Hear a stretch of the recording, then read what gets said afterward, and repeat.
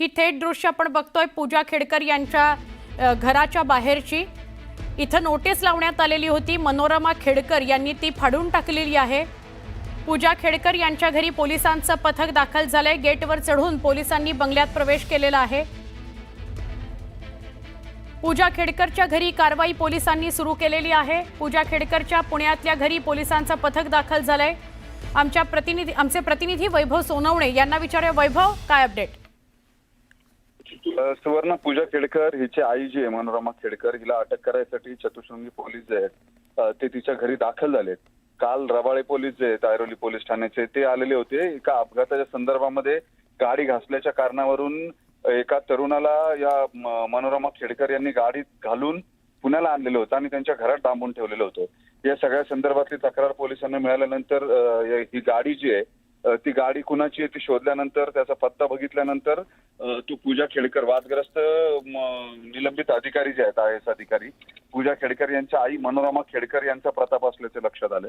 त्याच्यानंतर काल जवळपास 2 तास मुंबई पोलीस जे आहेत ते पूजा खेडकर हिच्या घराच्या बाहेर थांबून तिच्या आईशी बोलायचा प्रयत्न करत होते, मात्र त्यांनी दरवाजा उघडला नाही आणि या सगळ्या संदर्भातला जो तरुण तिच्या ताब्यामध्ये होता तो पोलिसांकडे दिल्यानंतर बाकीचे लोक जे आहेत त्यांना चालक आणि इतर लोकांना जी गाडी आहे या गुन्ह्यात वापरलेली ती गाडी घेऊन पळवून लावलेलं होतं तिने। या सगळ्या संदर्भामध्ये काल संध्याकाळी मुंबई पोलिसांनी चतुश्रृंगी पोलीस ठाण्यात सरकारी कामकाजात अडथळा आणल्याचा आणि पुरावा नष्ट केल्याचा गुन्हा जो आहे तो दाखल केलाय। या संदर्भामध्ये तिच्या घराबाहेर नोटीसही चिटकावण्यात आलेली होती। ही नोटीसही मनोरमा खेडकर यांनी फाडून टाकलेली होती। त्याच्यामुळे रात्री उशिरा हा गुन्हा दाखल केल्यानंतर आता काही वेळापूर्वी चतुश्रृंगी पोलीस हे मनोरमा खेडकर यांच्या घरी दाखल झालेत। जे गेट त्यांनी लावलेलं होतं त्या गेटमधून पोलीस आतमध्ये शिरलेत। आतमध्ये सोडत नसल्या कारणाने पोलिसांनी ते गेट जे आहे त्या गेटवरून आतमध्ये जाण्याचा प्रयत्न केलाय। बरोबर।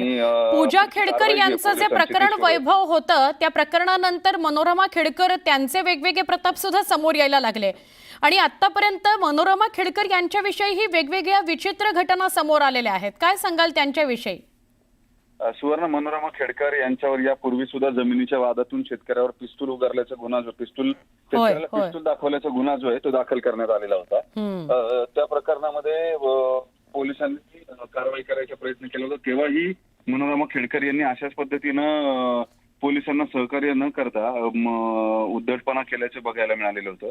आताही तीच परिस्थिती जी आहे ती काल ऐरोली पोलिसांबरोबर झाल्यानंतर पोलिसांनी आता गंभीर कारवाई करायचा निर्णय घेतलेला दिसतो आणि हा गुन्हा जो दाखल झाला हा अत्यंत गंभीर स्वरूपाचा गुन्हा आहे।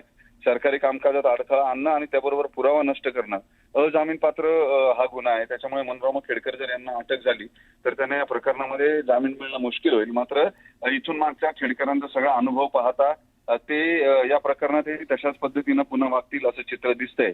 ज्या पद्धतीनं सर्वोच्च न्यायालयापर्यंत जात लपून राहून अटक टाळायचा प्रयत्न जो आहे तो त्यांच्याकडून केला जातो।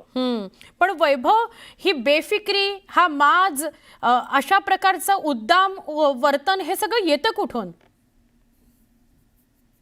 या कुटुंबाच्या बाबतीत सुरुवातीपासून अशाच पद्धतीनं सगळी पार्श्वभूमी जी आहे ती राहिलेली आहे। पूजा खेडकर हिचे वडील सुद्धा अधिकारी होते आणि तेव्हापासून या कुटुंबियांच्या वागणुकीच्या ज्या आहेत त्या येत राहतात।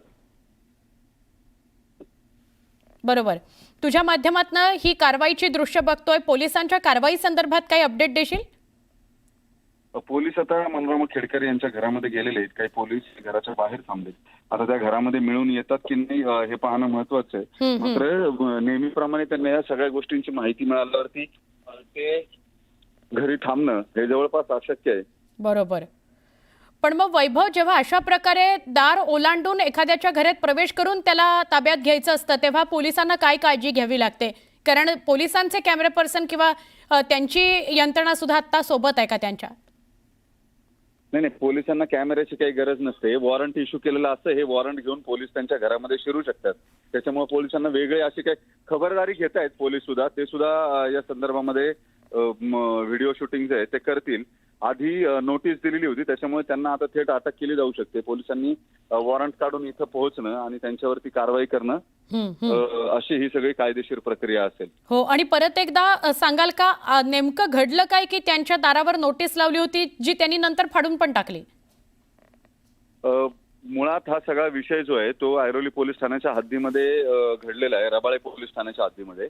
आणि तिथं ऐरोलीच्या सिग्नलला एक कॉन्क्रीट मिक्सर जो आहे तो कॉन्क्रीट मिक्सर या मनोरमा खेडकर या गाडीतून येत असताना, लँड क्रुझर त्यांची 5000 नंबरची गाडी आहे, या गाडीतून येत असताना त्या गाडीचा धक्का यांच्या गाडीला लागलेला होता आणि त्यावरून जी वादावादी झाली त्या वादावादीवरून त्यांना त्या गाडीचा हेल्पर जो आहे तो त्याला गाडीमध्ये घालून थेट त्या पुण्याला घेऊन आल्या. त्यांनी मध्येच कुठं गाडी थांबवली नाही आणि त्याला घरी आणून डांबून ठेवलेलं होतं.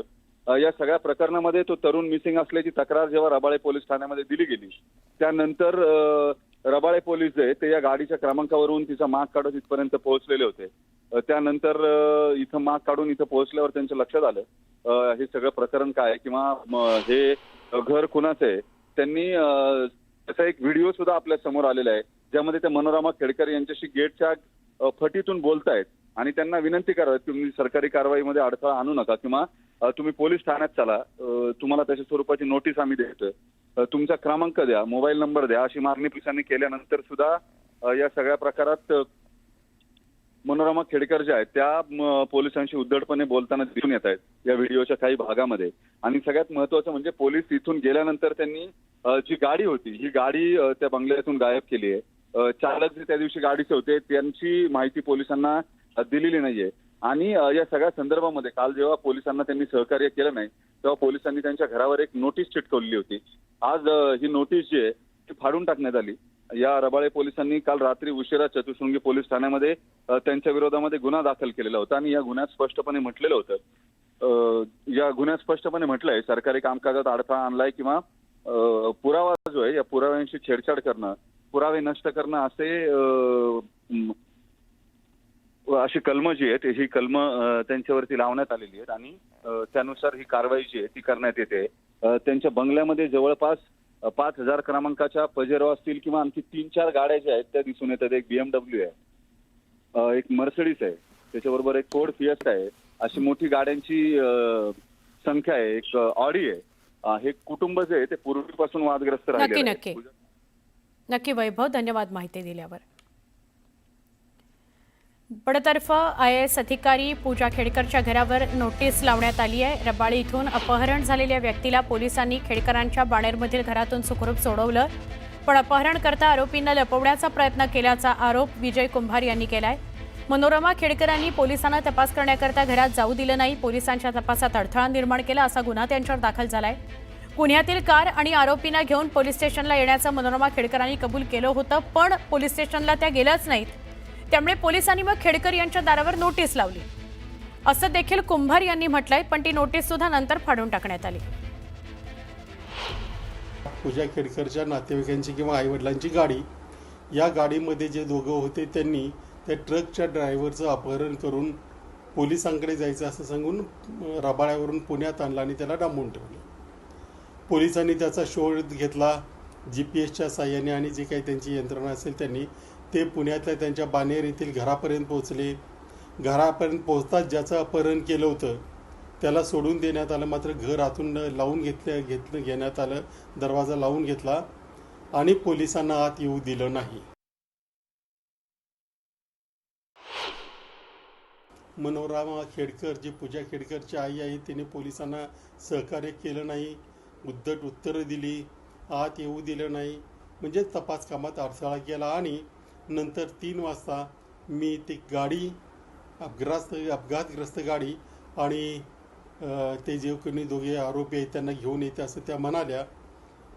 पोलिसांनी चतुशृंगी येथे वाट बघितली परंतु त्या आल्या नाहीत. फोन केल्यानंतर तुमचा आमचा संबंध काय वगैरे उत्तर दिले, मी काय येणार नाही सांगितलं. म्हणजे ते अपघातग्रस्त गाडी, गुन्ह्यातली गाडी आणि जे 2 आरोपी अपहरण करते होते त्यांना घेऊन त्या घरातून निघून गेले.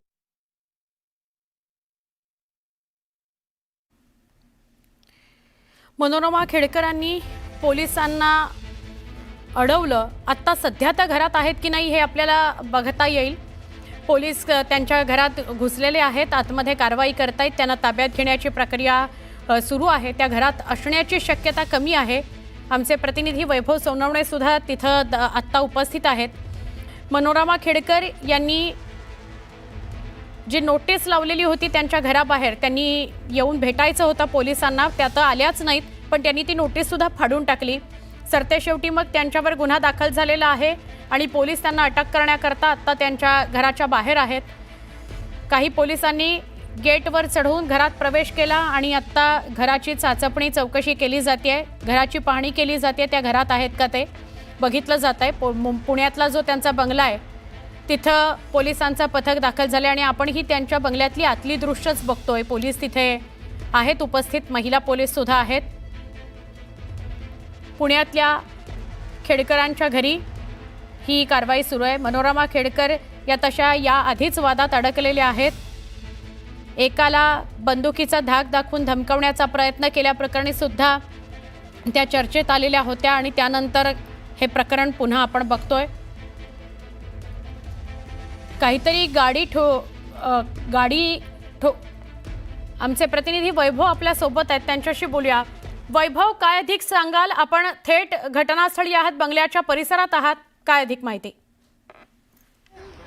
पोलीस जे आहेत, चतुशृंगी पोलीस ठाण्याचे अधिकारी आणि कर्मचारी जे आहेत, ज्यात महिला काहीतरी त्या बंगल्यामध्ये गेलेल्या आहेत आता खेडकर यांच्या, पण मनोरमा खेडकर या बंगल्यामध्ये नाही आहेत अपेक्षेप्रमाणे. आणि या सगळ्या प्रकरणामध्ये कालपासून ज्या पद्धतीने घडामोडी घडल्या आहेत, हे खेडकर कुटुंब एरवी सुद्धा कशा पद्धतीनं वागतं त्याचं हे उदाहरण आहे. काल रबाळे पोलीस जे आहेत ते काल त्यांच्या घरी आलेले होते एका अपहरणाच्या संदर्भानं. मुंबईत झालेल्या एका अपघातामध्ये जो गाडीचा हेल्पर आहे त्यालाच त्याचं अपहरण करून त्याला पुण्याला आणण्यात आलेलं होतं वादावादीतून आणि त्याला इथं बंगल्यामध्ये डांबून ठेवलेलं होतं. रबाळे पोलीस काल येऊन गेल्यानंतर रबाळे पोलिसांनी नक्की बऱ्याच त्यांना विनंती केली पूजा खेडकर यांना गेट उघडण्याची, मात्र त्यांनी काल गेट उघडलं नाही. आणि या अपघातामध्ये जी गाडी होती ही गाडी सुद्धा इथून हलवली आहे त्यांनी. बरोबर. त्यामुळे आता पोलीस घटनास्थळी आलेले आहेत आणि पुढचा तपास सुरू झालेला आहे. धन्यवाद वैभव, माहिती दिलीत त्याबद्दल.